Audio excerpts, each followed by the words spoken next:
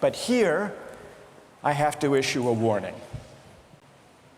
And the warning is this: to read these books in this way, as an exercise in self-knowledge, to read them in this way carries certain risks. Risks that are both personal and political. Risks that every student of political philosophy has known. These risks spring from the fact that philosophy teaches us and unsettles us by confronting us with what we already know. There's an irony. The difficulty of this course consists in the fact that it teaches what you already know. It works by taking what we know from familiar, unquestioned settings and making it strange. That's how those examples worked. The hypotheticals with which we began, with their mix of playfulness and sobriety. It's also how these philosophical books work. Philosophy estranges us from the familiar, not by supplying new information, but by inviting and provoking a new way of seeing. But, and here's the risk, once the familiar turns strange, it's never quite the same again. Self-knowledge is like lost innocence.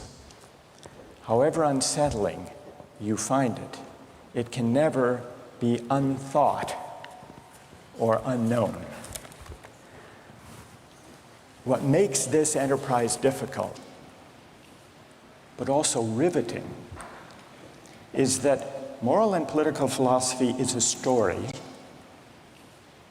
and you don't know where the story will lead, but what you do know is that the story is about you.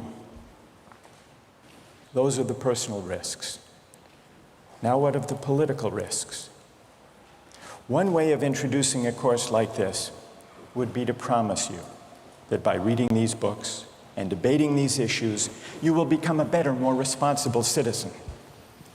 You will examine the presuppositions of public policy. You will hone your political judgment. You will become a more effective participant in public affairs. But this would be a partial and misleading promise.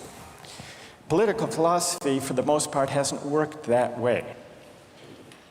You have to allow for the possibility that political philosophy may make you a worse citizen rather than a better one, or at least a worse citizen before it makes you a better one.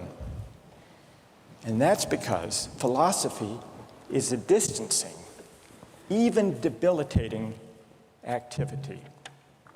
And you see this going back to Socrates.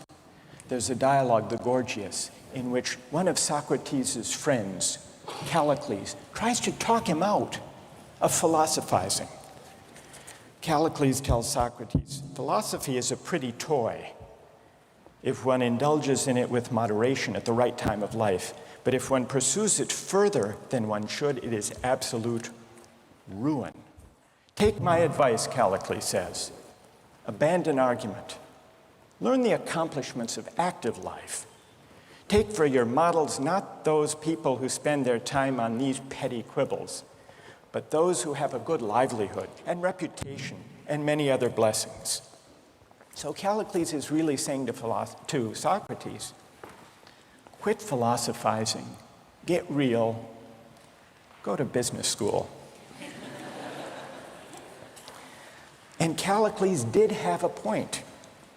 He had a point because philosophy distances us from conventions, from established assumptions, and from settled beliefs. Those are the risks, personal and political.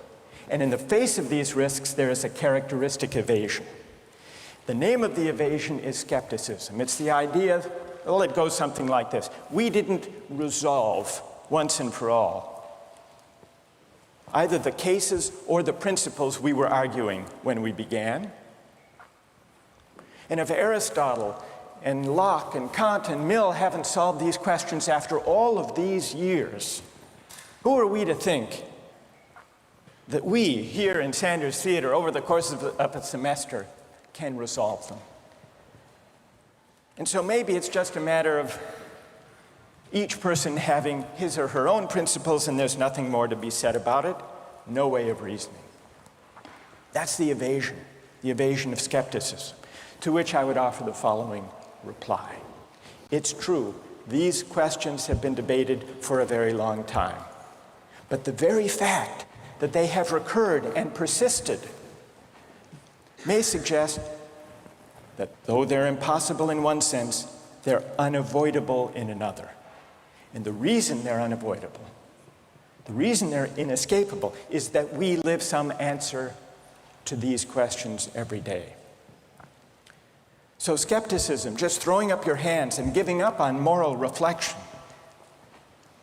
is no solution. Immanuel Kant described very well the problem with skepticism when he wrote, "Skepticism is a resting place for human reason, where it can reflect upon its dogmatic wanderings, but it is no dwelling place for permanent settlement. Simply to acquiesce in skepticism," Kant wrote, "can never suffice to overcome the restlessness of reason."